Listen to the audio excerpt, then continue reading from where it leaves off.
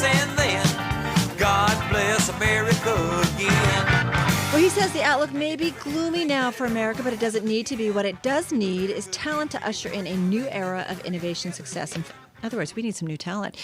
Jamie Mirasotis is President and Chief Executive Officer at the Lumina Foundation, based in Indianapolis, Indiana, and that's where I believe we find him on the phone on this Tuesday. Jamie, welcome to Bloomberg Radio. Thanks very much, Carol. You know, it's interesting. We talked with Nobel laureate Joseph Stiglitz earlier, talking about reducing the gap between kind of the haves and the have-nots, the one percenters and everybody else, and that you know the importance it is really to our economic outlook going forward. Talk to us about your new book. It's called America Needs Talent: Attracting, Educating, and Deploying the 21st Century Workforce. Well, we're in a very different ballgame than we were in the 20th century. If you think about what made us successful in the 20th century, we were able to use, good schools and an elite higher education system combined with our Americanness, our ingenuity, our hard work, our determination, and pretty good immigration policies, by the way, to meet our demands for talent, to make our economy strong and our democracy stronger. But in the 21st century, it's much different. 2/3 of the jobs being created require an education beyond high school, not necessarily a bachelor's degree, but some sort of post-high school education. There's 2 million unfilled jobs in our economy right now because employers say they can't find the talent that they need. And so it's a different situation than what we had in the 20th century. And what we've actually got to do is attract, educate, and deploy the talent that we need. Talent is what's going to make us successful here in the 21st century. Are there certain skill sets you think that we can't coach up, if you will? Well, I think, the key in this modern economy, in the knowledge economy, is your ability to be a critical thinker, a problem solver, a communicator, all of those things. People call those generalizable. Sometimes they call them soft skills, which I don't like the word soft because I actually think they are the durable skills that allow you to be adaptable in a constantly changing marketplace.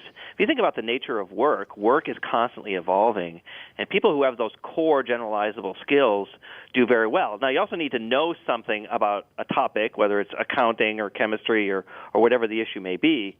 But I think it's the durable skills are those things that are really important. And, think about we tend to think about this in terms of the high-end jobs and the sciences, et cetera. But think about somebody who is working on your car. Now, you'd think, well, what does that have to do with the modern knowledge-based economy? Well, in the 21st century, the technician working on your car has to know a lot about diagnostic tools, computers, lots of other ththings. These are very advanced machines, and this is not the stereotypical, guy working out of his garage in the 70s.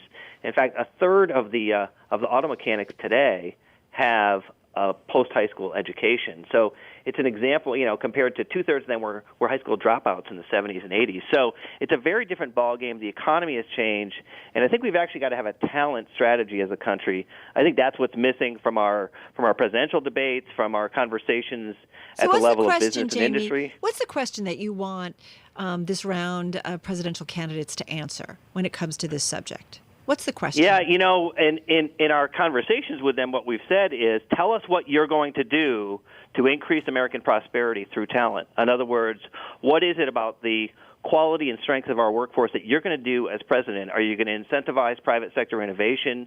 Are you going to work on new immigration strategies? Are you going to invest in new and different ways on changing our education system? What are the things that you're going to do? Because talent is what we need in order to be successful in the 21st century. It's what the rest of the world is doing, and I think that we are slow to catch up to the changing nature of what makes a country prosperous.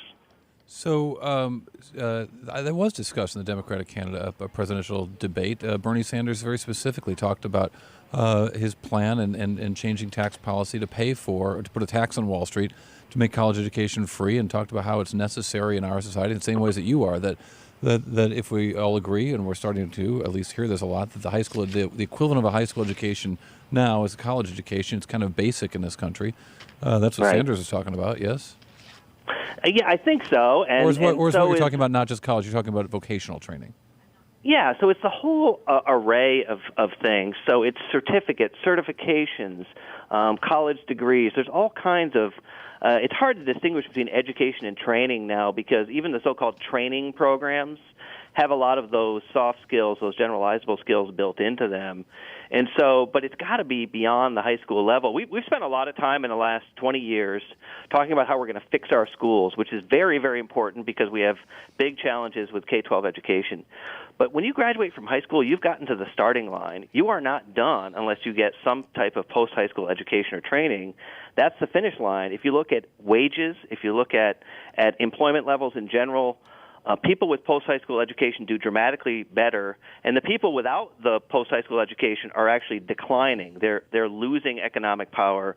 They're losing their ability to be a part of the middle class. So how do you get them to be part of the middle class when you've got the cost of education going up and up? I mean, Corey and I talk about it with numerous guests about, the rise in the cost of higher education outpacing we've got inflation. college tuition bills in our future.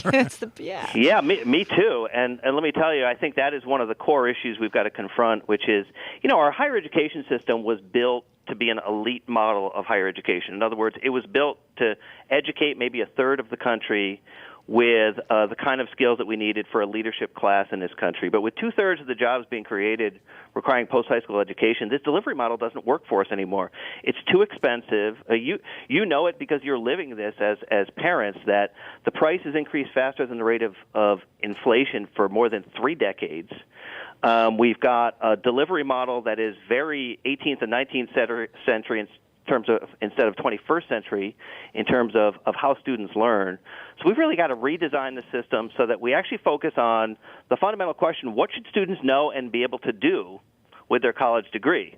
That's not the way it works now. When you get a bachelor's degree, all you're doing is accumulating these time-based units called credit hours, where the quality, what you're learning, is highly dependent on what that institution says. If we could come to agreement on what the competencies are that you should have, and competencies includes those generalizable things that I was talking about, not just knowing something about subject matter. If we could come up with a better understanding of that, then we could actually flip the education model. In other words, make it focused on the learning and the learning outcomes, and not on the time and how much time you're spending in a classroom. Let's just hope the dialogue continues.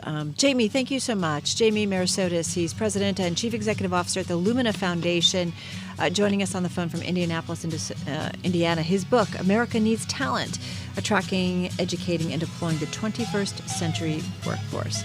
All right now, everybody, you are listening to the Bloomberg Advantage. Carol Massar in New York, Corey Johnson in San Francisco.